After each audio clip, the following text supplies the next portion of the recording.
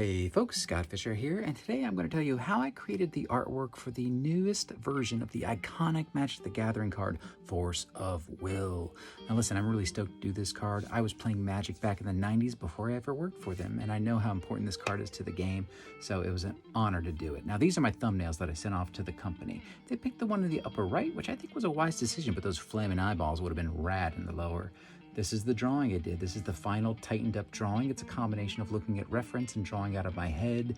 And then with this tightened up, I did a value study on that. And this is the roadmap for everything that's gonna come. In fact, for the majority of the painting, I didn't look at anything from this point on except what you saw right there.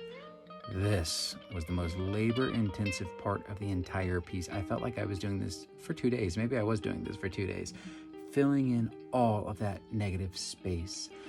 Now these cards, as you saw in the beginning there, have a very certain format and they bleed out, but there's text boxes that are over them. So I had to be very careful where every single thing went, because some of it's going to get covered, somewhat transparently through boxes of text and stuff.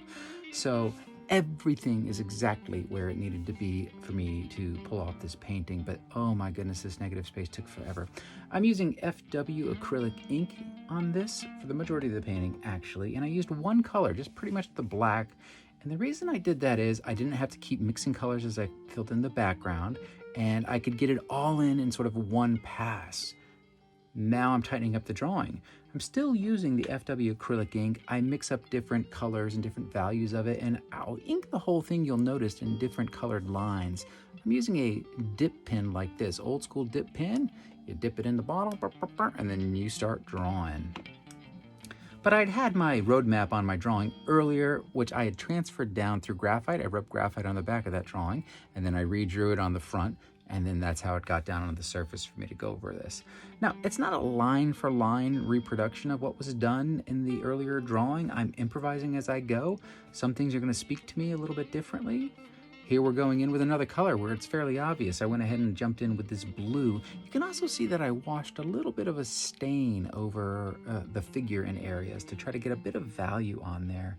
And there's a little close-up of all the waves in the water and how it's all of these lines that are kind of just undulating and hitting each other and building space. If you look at like the green lines and how they cut under the blue there, like that's how I can build dimension in that stuff.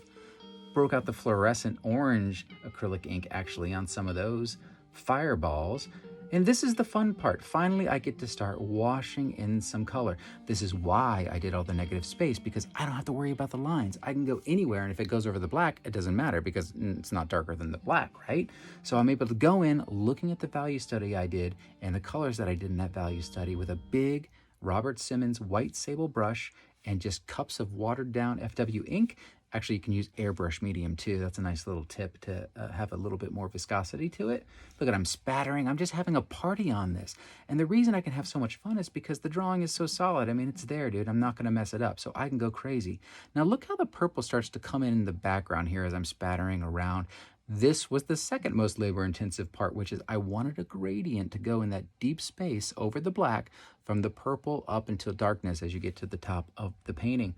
This was a pain because in acrylic, you got to work really fast because it dries, which is the genius of it, but the pain when you're doing a gradient like that if you don't have enough material. But we pulled it off, man. We just kept on starting with our light color, adding darker and darker ink, much more opaque than it was in the beginning, and just working our way up to the top of the piece. Now we're having a party again. Splatter, splatter, splatter, splatter, splatter, all that kind of stuff. That's where the spontaneity comes in. That's where it's like, it's sort of happening live in front of us, and hopefully the viewer can feel some of the spontaneous things I do in these pieces with the washes and the drips and just letting them bleed through. I just love it when an artist was there making marks, and I try to do that. Okay, again, referring to the value study in the beginning of the piece, I know about where to put the mast of the ship in the crow's nest that she's up in. And I'm just working again, another gradient actually, which I had mapped out in probably 3 different cups. And I just work my way up to the lighter values as I get up to the top of the piece, and down at the bottom, it's darker. So if you look at it, the mast is light on dark at the top, and at the bottom, it's dark on light. So that's a plan. It's like a reverse gradient. It's kind of a cool thing to do. Man, I didn't know how I was going to pull off these fireballs, to be honest with you. They got a good shape. The silhouette is there, which is key if you follow my stuff. It's all about the silhouette. So I just kind of dove in and just let my imagination take over. I knew I wanted them to have some volume and, to feel like they, had some dimension to them instead of just like a complete flat. So I just started going in and finding forms and finding things. I'm not looking at anything except the paint that's happening in front of me at this stage of the piece. I went ahead and did some more stylized, almost Saturn rings around them with the flames coming off of that. That seemed to work out pretty good. On this one, I thought, well, let me reverse it. I'll do white on top of it. And if you noticed, I did a little bit of a yellow-orange glaze over some of that white to make it go back in space. So it wasn't just pure white with those sort of flaming rings. And there goes a little close-up of how that turned out when it was all said and done. The wave, oh, another labor. This whole painting probably took me 6 days, 5 days, 7 days. I don't even know. But this was another very labor-intensive part to get that feeling of water that's been like a stop motion camera or, like a stop photo where everything is frozen. That was a pain. I looked at lots of photography like that. I looked at lots of images of water that had been shot in that sense so that I could kind of figure it out. But also working within those colors and those value ranges that I set up earlier. A little bit more opaque behind the hand. And when I was doing this, I started thinking, maybe I should make that hand glow white that's out there. That wasn't actually my original notion with this, but as I was working on this, I was like, I kind of like the way the hand is sort of standing out and it kind of feels like magic, literally. Now, what I'm doing here with the green is I'm filling in the middle value for some of these areas. Now, this is a cool thing. If you have an area like a pair of pants and you put in the middle value, then quite often you just need to go a step lighter or a step darker to make it happen. Same thing with the armor. You see me putting the sort of the rim lighting on that armor. And again, as long as I got the middle value right first, you notice the armor middle value is higher than the middle value of the pants. Then I'm able to react to that. But because the middle value of the armor is lighter than the rest of the outfit, the whole mass of the armor is going to stand out and it's not going to look like it's a part of the fabric. It's just armor plating that's around her. I could have done the reverse. I could have gone darker with the armor and gone lighter with the fabric, and the same effect would have happened.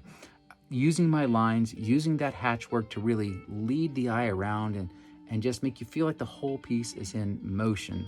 There was a time I used to try to bury my drawing with opaque paint as I was working on something. I felt like it wasn't done until you couldn't see the drawing anymore. I was more of a Rembrandt kind of painter.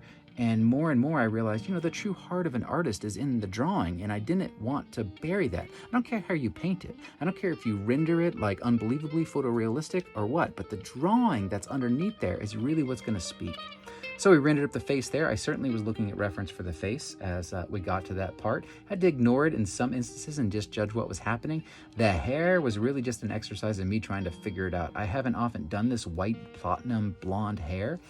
Did a little bit of yellow glazing, which I thought would come from that fireball that was happening over on the right-hand side. And this is when I just went ahead and committed to the white hand, the sort of glowing white hand of the mage here. With that in mind, I was able to go in with a little bit of a very thin Robert Simmons white sable brush where I actually cut off almost all the hair. So there's only like 3 hairs at the end of it, but I can pull the thinnest, slickest lines with that. A little zoom in of the face there to give you a sense for it and to just show you the hand. And you can see the waves. And there's like not like around the hand in the waves, there's not a lot of like dark blue. I kept the values pretty close. So it almost reads like a flat, but there's more action happening there. This hand I left for pretty much last because I wasn't sure quite how to do it. But at this point, I sort of figured it out. With a little bit of rim lighting and moving things around, it worked out.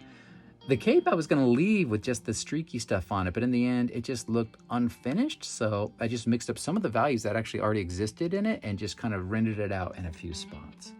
Then you get a nice little zoom up and down. And this will be probably the last big thing I do in the piece, and that's the final fireball. This is interesting. I went in with the white rings first. Look, I glazed them back with the orange, right?